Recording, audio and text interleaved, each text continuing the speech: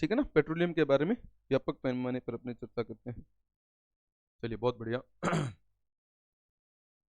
सबसे पहले हाँ, पेट्रोलियम। पेट्रोलियम में पहला शब्द ही क्या है?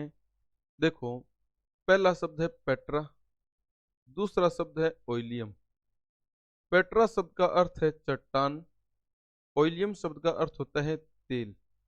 शाब्दिक अर्थ होता है चट्टानों का तेल। अगर कोई पूछे पेट्रोलियम का शाब्दिक अर्थ क्या है, तो हम बोलेंगे पेट्रोलियम का शाब्दिक अर्थ होता है चट्टानों का तेल। ठीक है ना।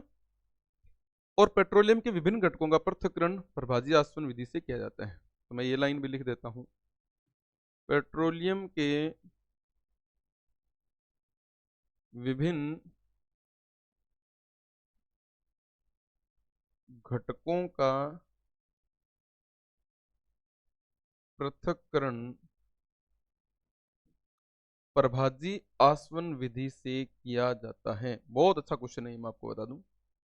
प्रभाजी आसवन, सबस्ट्रेट डिस्टिलेशन, प्रभाजी आसवन विधि से किया जाता है। पेट्रोलियम के विभिन्न घटकों का पृथक्करण किस विधि से किया जाता है? तो प्रभाजी आसवन विधि से पेट्रोलियम के विभिन्न घटकों का पृथक्करण किया जाता है। पेट्रोलियम प्रोडक्ट जो है उसमें देखो CNG, LPG, petrol, diesel, kerosene सब आ जाते हैं। तो इन सब की प्राप्ति अलग अलग टेम्परेचर पर की जाती है, और यहाँ जो विधि काम में ली जाती है वो होती है प्रभाजी आसवन। देखो दो विधियां फेमस है, आसवन और प्रभाजी आसवन, जिनके नाम थोड़े मैच होते हैं। दो घटकों का पृथक्करण जिनके क्वथनांक में पर्याप्त अंतर हो, आसवन विधि से पृथक किए जाते हैं। दो घटक, दो विलयन, दो घोल, दो पदार्थ जिनको हमने विलयन में घोल बना दिया, लेकिन दोनों बहुत बड़े डिफरेंस के बॉइलिंग पॉइंट पर यानी कि क्वथनांक पर। क्वथनांक वह तापक्रम जिस पर किसी द्रव का उबलना प्रारंभ हो।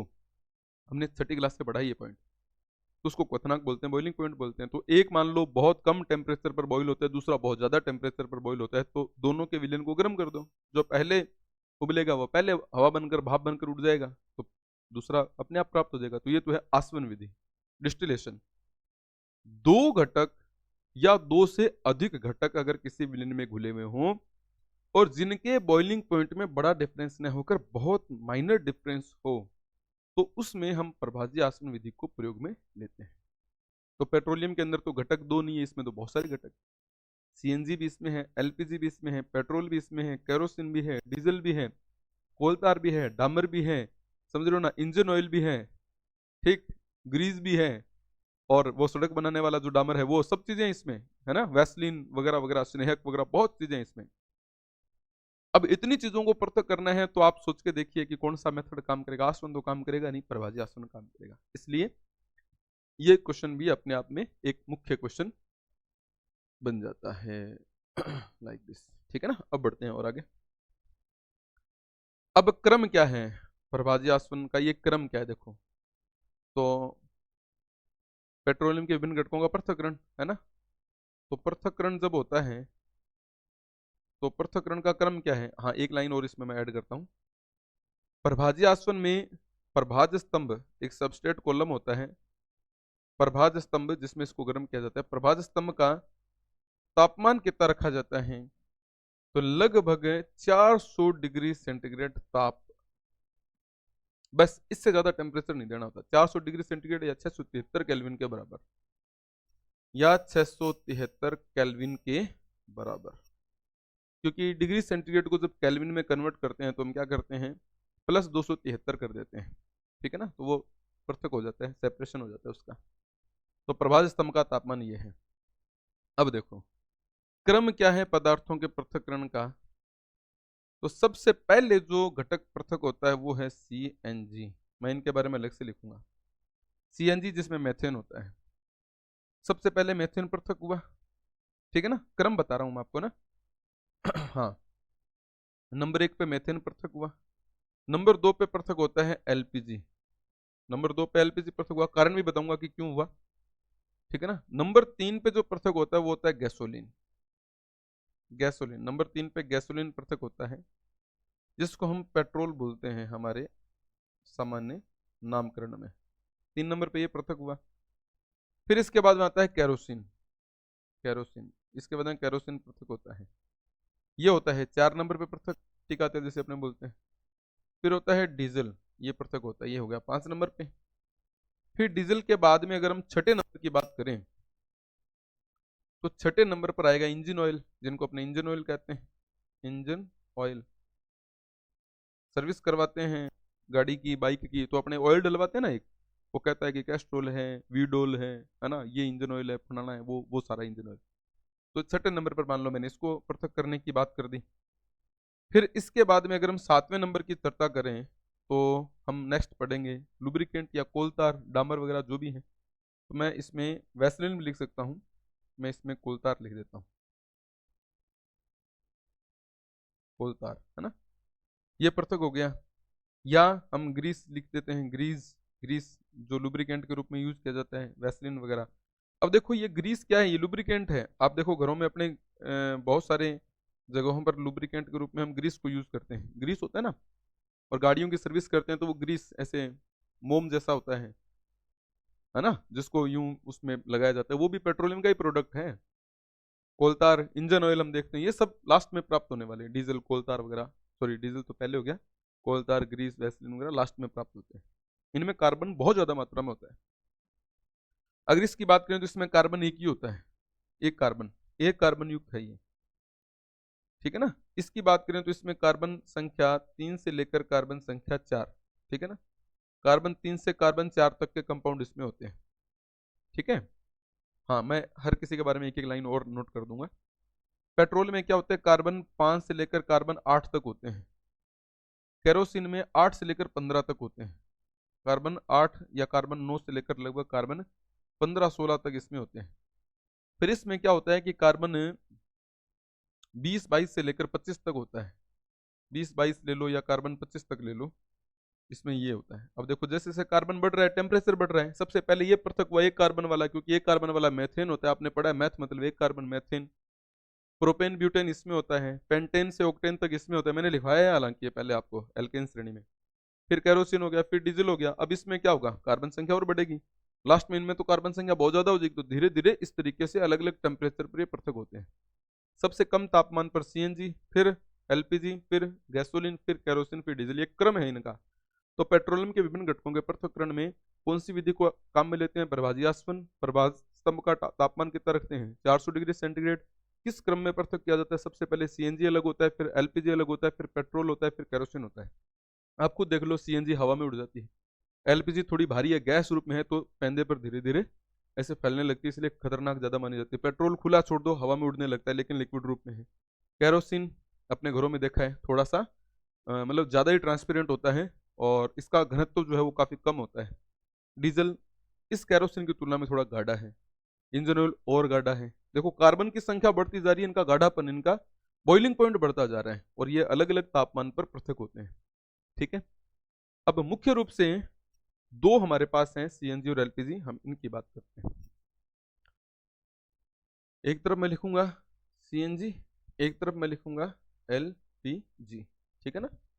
देखो सीएनजी कॉम्प्रेस्ड नेचुरल गैस, हालांकि मैं बता चुका हूं, लेकिन थोड़ी सी 2-4 लाइनें इसमें ऐड कर देता हूं बस, अगर मुझे इंपॉर्टेंट लगे, हालांकि मैंने पहले बोली भी है। इसमें है liquid petroleum gas, liquid petroleum gas, ठीक है ना, द्रवीकृत पेट्रोलियम गैस। इसको हम संपीड़ित प्राकृतिक गैस बोलते हैं और इसको द्रवीकृत प्राकृतिक गैस बोलते हैं हम लोग।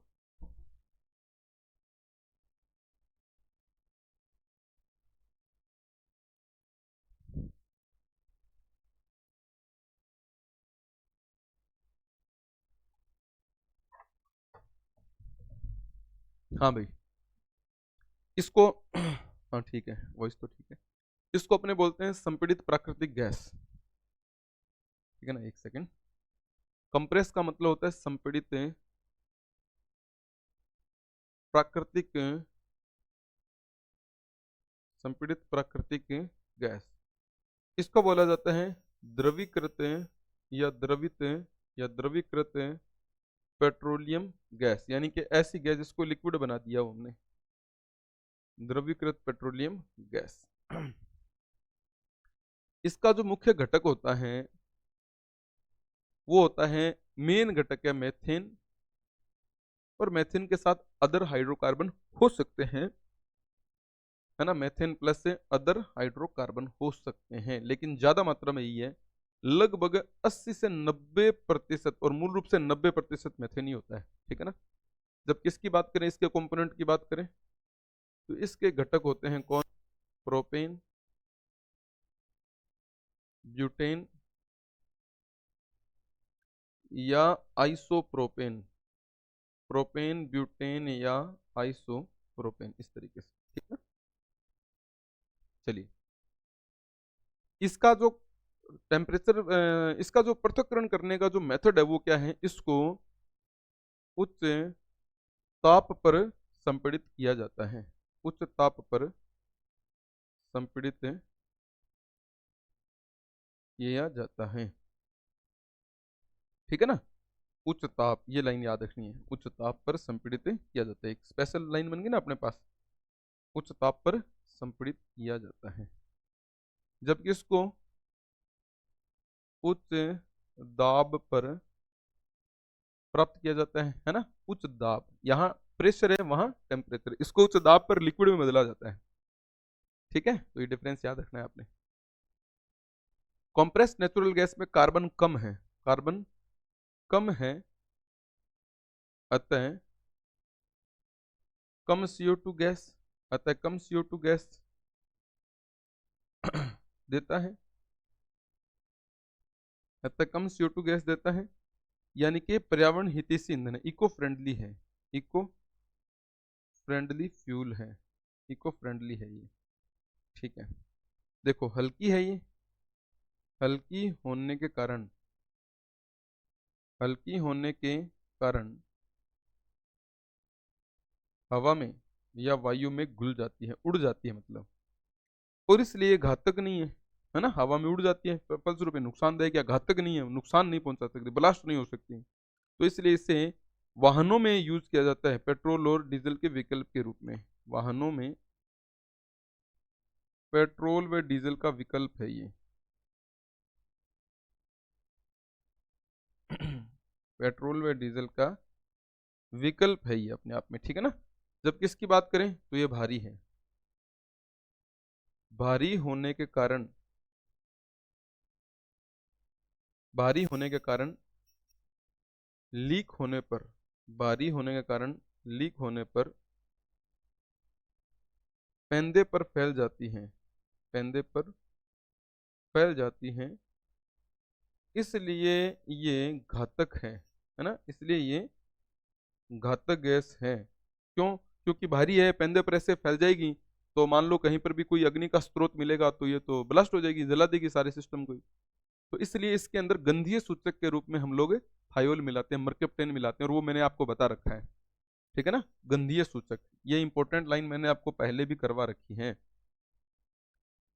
याद रखना वो चीज है ना, गंधीय सूचक। और इसमें गंधीय सूचक कौन होता है, थायोल, जिसे हम बोलते हैं मर्कैप्टेन, और इस थायोल या मर्कैप्टेन का मुख्य घटक जो होता है वो होता है सल्फर, ठीक है ना। ये सारी चीजें मैंने आपको पहले भी बता रखी हैं, ये सारी चीजें एग्जाम ओरिएंटेड होती हैं, ठीक है ना, वेरी वेरी इंपॉर्टेंट बातें, ठीक है भाई। सारी बातें मैंने आपको बता दी हैं। अगर इससे संबंधित किसी भी प्रकार का कोई डाउट आपको लगता है, इस टॉपिक से संबंधित भी कोई डाउट लगता है, तो आप निस्संदेह मुझसे बात करेंगे, मुझसे चर्चा करेंगे, ठीक है ना। क्योंकि समझना, देखो आपने पेपर आपने देना है, संकोच नहीं करना है कहने का मतलब, ठीक है ना। तो ये भी मैंने आपके लिए तैयार कर दिया है, ठीक है ना, एक बार देख लीजिए और फिर हम पेस्टिसाइड की ओर चलते हैं, और पेस्टिसाइड के अंदर कौन कौन सी बातें आती हैं उनके बारे में अपने चर्चा कर लेते हैं, ठीक है ना। पेस्टिसाइड क्योंकि बहुत इंपॉर्टेंट टॉपिक आपके लिए बन जाता है, ठीक है ना हाँ,